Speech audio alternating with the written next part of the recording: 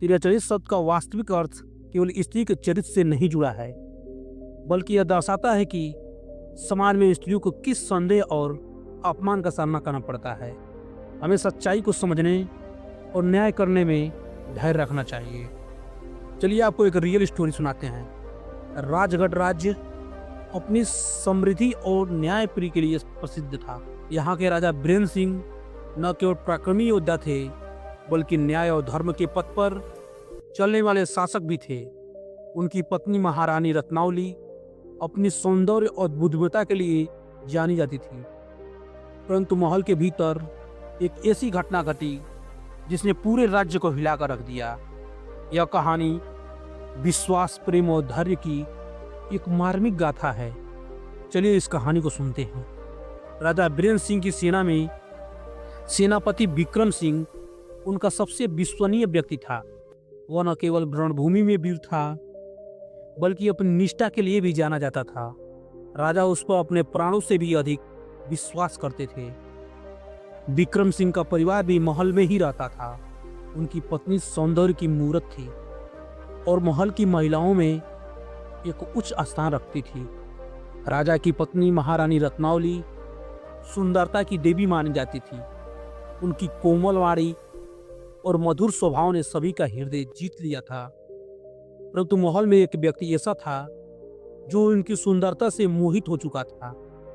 वह था सेनापति विक्रम सिंह। विक्रम सिंह को यह एहसास हो चुका था कि वह महारानी की ओर आकर्षित हो रहा है, परंतु यह आकर्षण धीरे धीरे एक विकृत जुनून में बदल रहा था। उसने कई बार अपनी भावनाओं को दबाने की कोशिश की, परंतु उसकी नीयत अब खराब हो चुकी थी।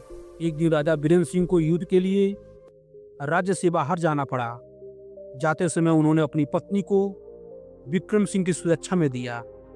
राजा को इस बात का जरा भी आभास नहीं था कि जिस व्यक्ति को वो अपने भाई समान समझते हैं, वह उनके जीवन का सबसे बड़ा विश्वासघात करने वाला था। राजा के जाने के बाद विक्रम सिंह ने महारानी के सामने अपनी भावनाएं प्रकट करने का साहस किया।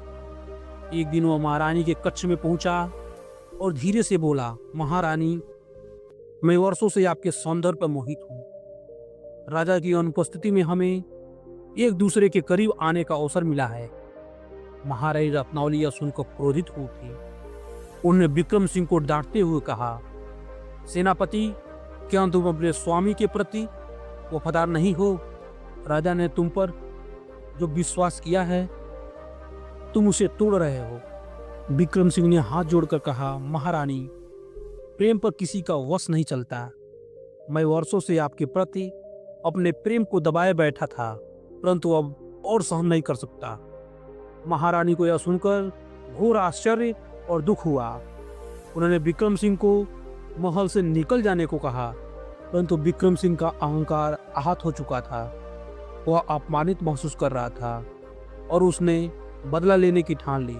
राजा बीरेंद्र सिंह जब युद्ध से लौटे तो विक्रम सिंह ने उनके कान भरने शुरू कर दिए। उसने कहा, महाराज, जब आप युद्ध भूमि में वीरता दिखा रहे थे, तब महल में आपकी पत्नी ने एक विश्वासघात किया है। मैंने स्वयं महारानी को एक अन्य पुरुष के साथ गुप्त वार्तालाप करते हुए देखा है। राजा बीरेंद्र सिंह सुनकर स्तब्ध रह गए। उन्हें अपनी पत्नी पर पूरा विश्वास था, परंतु विक्रम सिंह उसका सबसे विश्वसनीय व्यक्ति था। विक्रम सिंह ने अपने षड्यंत्र को पूरा करने के लिए कुछ झूठे गवाह भी तैयार कर लिए। उन्होंने महल के कुछ नौकरों को धन का लालच देकर झूठा बयान दिलवाया कि महारानी रत्नावली का किसी और के साथ प्रेम संबंध था। राजा के हृदय में शक का बीज बो दिया गया। उन्होंने महारानी से कुछ पूछे बिना ही उन्हें कारागार में डलवा दिया। महल में हलचल मच गई। पूरे राज्य में यह खबर फैली कि महारानी को विश्वासघात के आरोप में बंदी बना लिया गया है। महल की दासियों को भी यह विश्वास नहीं हो रहा था कि महारानी ऐसा कर सकती हैं। राजा को अंदर ही अंदर गलानी महसूस हो रही थी। एक दिन उन्होंने सोचा कि स्वयं इस बात की पुष्टि करें। वे गुप्त रूप से उस नौकर से मिले जिन्होंने महारानी के विरुद्ध गवाही दी थी। जब राजा ने उन नौकरों से सख्ती से पूछताछ की तो सच्चाई सामने आ गई। नौकरों ने बताया कि उन्हें विक्रम सिंह की डर और लालच में झूठी गवाही दी थी। यह सुनकर राजा को अपार दुख हुआ। उन्हें एहसास हुआ कि उन्हें बिना जांच पड़ताल किए अपनी पत्नी पर संदेह कर लिया। राजा ने तुरंत महारानी को कारागार से मुक्त किया और उन्हें क्षमा मांगी। महारानी राजा को क्षमा कर दिया। उनका हृदय इस विश्वासघात से टूट चुका था। राजा ने उसी समय विक्रम सिंह को दरबार में बुलवाया। जब विक्रम सिंह राजा के सामने आया तो राजा की आंखों में क्रोध की ज्वाला थी। सेनापति विक्रम सिंह, तुमने विश्वासघात किया है। तुमने न केवल अपनी नीयत खराब की है बल्कि मेरी महारानी पर झूठा आरोप भी लगाया। तुम्हारा अपराध क्षम्य नहीं है। राजा ने आदेश दिया कि विक्रम सिंह को राजद्रोह के अपराध में मृत्युदंड दिया जाए। राज्य के सभी नागरिकों के सामने उसे दंडित किया गया ताकि भविष्य में कोई ऐसा विश्वासघात करने की हिम्मत न करे। राजा बीरेंद्र सिंह ने महारानी को पुनः महल में सम्मान पूर्वक स्थापित किया, लेकिन महारानी के हृदय में जो घाव लग चुका था वह कभी नहीं भर पाया। उन्होंने राजा से कहा, महाराज, एक स्त्री के चरित्र पर संदेह करना बहुत सरल है, परंतु उनका विश्वास प्राप्त करना कठिन है। मैं महल में तो रहूंगी, परंतु मेरा हृदय अब इस संबंध में पहले से जैसा नहीं रहेगा। राजा इस सत्य को स्वीकार कर दुखी हो गए। उन्होंने कहा, जीवन भर इस गलती के लिए स्वयं को दोषी माना। यह कहानी हमें सिखाती है कि बिना प्रमाण के किसी पर विश्वासघात का आरोप नहीं लगाना चाहिए।